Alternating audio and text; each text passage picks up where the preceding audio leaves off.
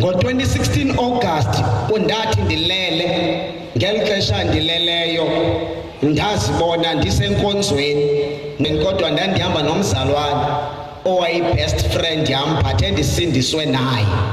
Ngelixesha ndisindiswe naye sikhonza kwibandla eli-1. Njengoba nasikhonza kwibandla eli-1 lo mzalwane wenza into yokubana wabulala umntu phambi kwam. Ngexesha ambulalayo phambi kwam ndithi ke mna ke ndibe ndisothuke into yokubana umzalwane uyenza njani into yokubana abulale umntu kodwa usindisiwe. Ngenkathi xa egqiba umbulala angothuki yena but mna ndothuke. And ngexesha mna ndothukayo isazela sam sindigwebe ukuthi lo mntu wenze into embi efanele uba iripotwe.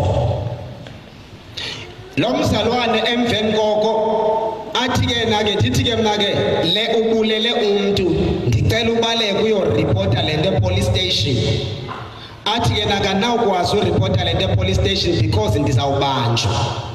Ndithi ke at least khawuhambe uyoyiripota kumfundisi because le nto yenzileyo imbi kakhulu. Athi ke nake xa ethethayo le nto ndizuyiripota epolice station futhi andizuyiripota nakumfundisi. Hallelujah. Njengoba ndingazuyiripota nakumfundisi wathi lo mntu ndizamngcwaba and njengoba ndizamngcwaba lo mntu lona le nto soze siyithethe.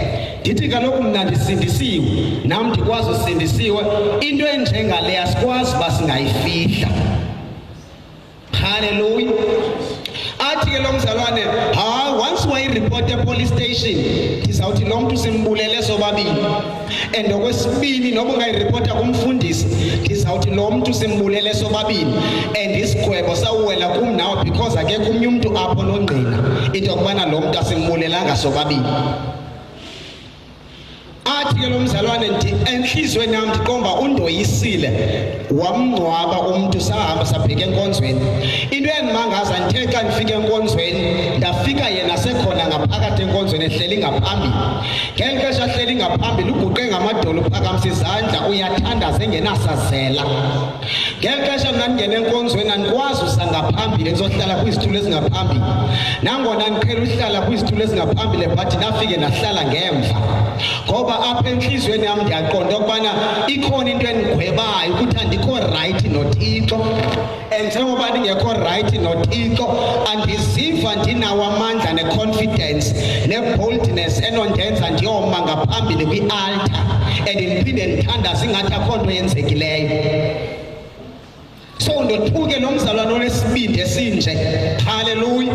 So emveni koko akwathandazeka ndiyafuna uthandaza but akuthandazeki because enhlizweni yam okanye kwisazela sam ndithi xa ndivala amehlo ndibona lo mntu oye wafa phambi kwam and ndibona lo mntu oye wangcwatywa phambi kwam and engcwatywa lo mzalwane othandazayo and uthandaza ingekho into emgwebayo okanye into embambayo emxelela into yokubana usesonweni and akazanga kum azoripota ukuthi le nto ndiyiguqukele okanye ndiye ndahlambuluka kule nto. Hallelujah. Cela umamele because inzulu le nto apho ndiyakhona. Ngeli xesha lo mzalwane amngcwabayo lo mntu lona saqhubeka sathandaza uthi kube nevoice ethetha apha kum ithi le voice hamba yakumfundisi ngoba le nto iyaphazamisa ngoyihlambulula okanye ngothetha le nto kumfundisi ukuze ukhululeke ukwazi ukuthandaza okanye uqhubekeke nensindiso hamba yakumfundisi uyothetha le nto ngoba ubanjwe yile nto esenhlizweni yakho. Mna ndibulala ngamntu andichithanga gazi lamntu but ndinesono sokubona kunento endiyibonile nobungozi eyenziwe phambi kwam.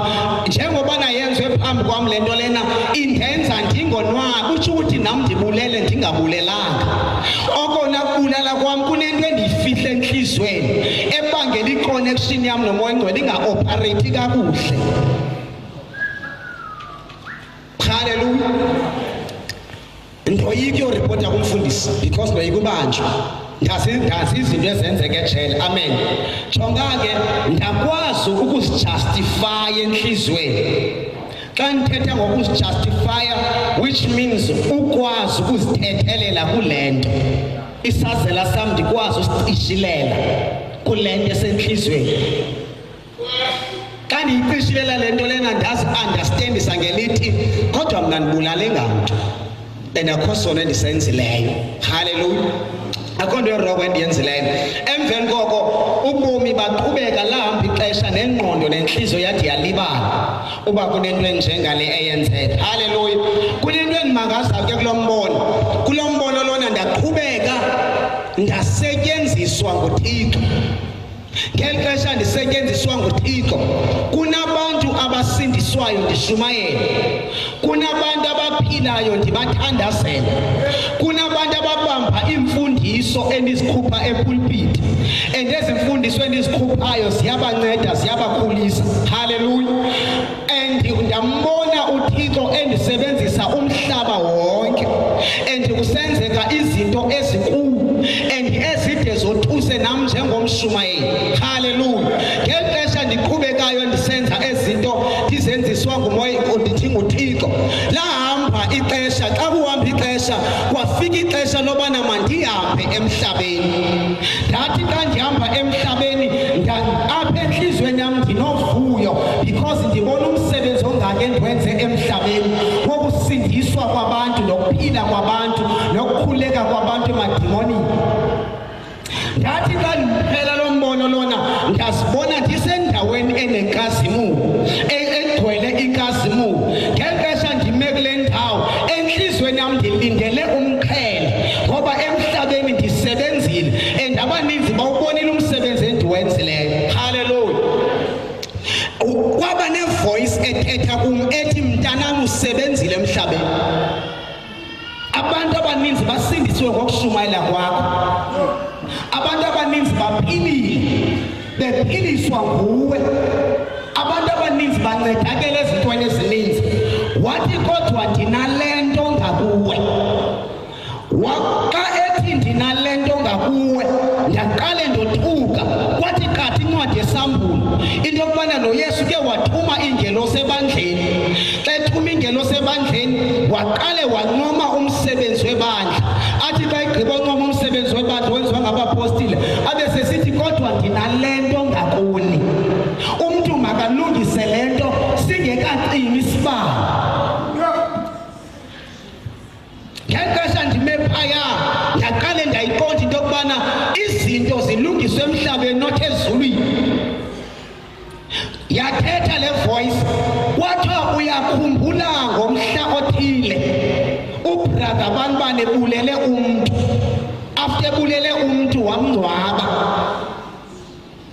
ndiqale ndothuke xa ndisothuka ndiqonda into yokubana le nto lena ndinawo amandla oba ndingayiphilisa kodwa ndingekayiphilisi ndinjalo unembeza isazela sam sathi tha into yokubana ivoice kamoya ngcwele yathetha isithi ngohlambulula le nto but azange ndikwazi uyihlambulula ngoba ndajustify inhliziyo haleluya ndithe ndisothuka ndinjalo wathi uThixo kunesono esilapha kuwe wena wasibona sincinci awuzange usihlambulule njengoba uzange usihlambulule eso sono sisanamathele enhlizweni yakho yathi le voice andikwazi into yokubana kwizulu lam elingcwele into yokubana ndingahlala nawe umdaka engexesha ndicela into yokubana akakwazi bangahlala nam ndimdaka ndaqale ndayiqonda engqondweni yam nasenhlizweni yam ukuthi namhlanje ndiqinisekile phambi komso bukaThixo akusekho noba ndingacela amaxolo ngoba izulu liyandiphosa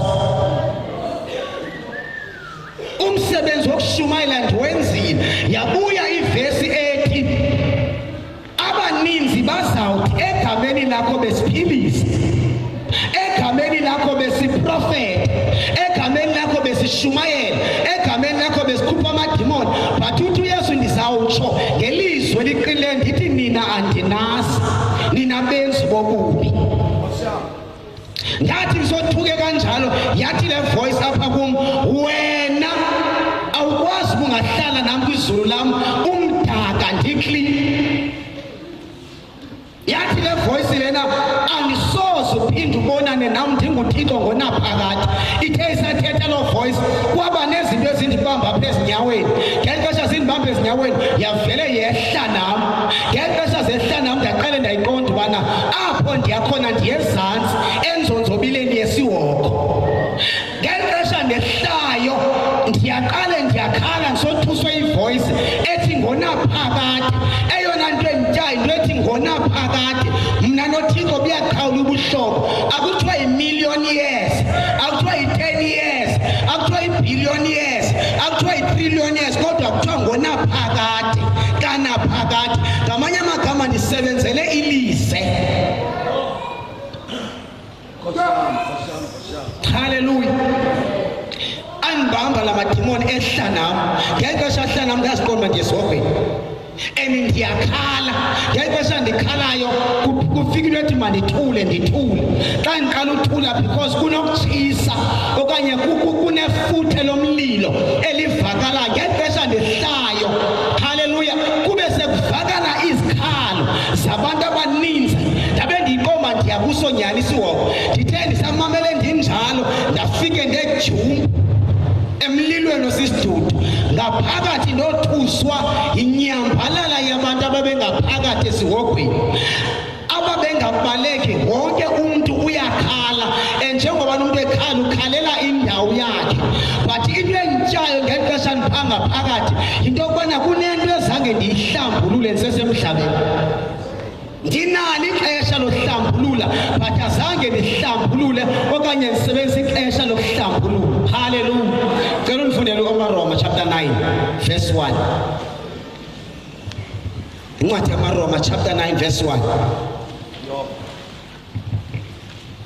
Njengoba nasikwinkonzo kaMoya Oyingcwele, kunezinto uMoya Oyingcwele angakwazi uzenza empilweni yakho ngoba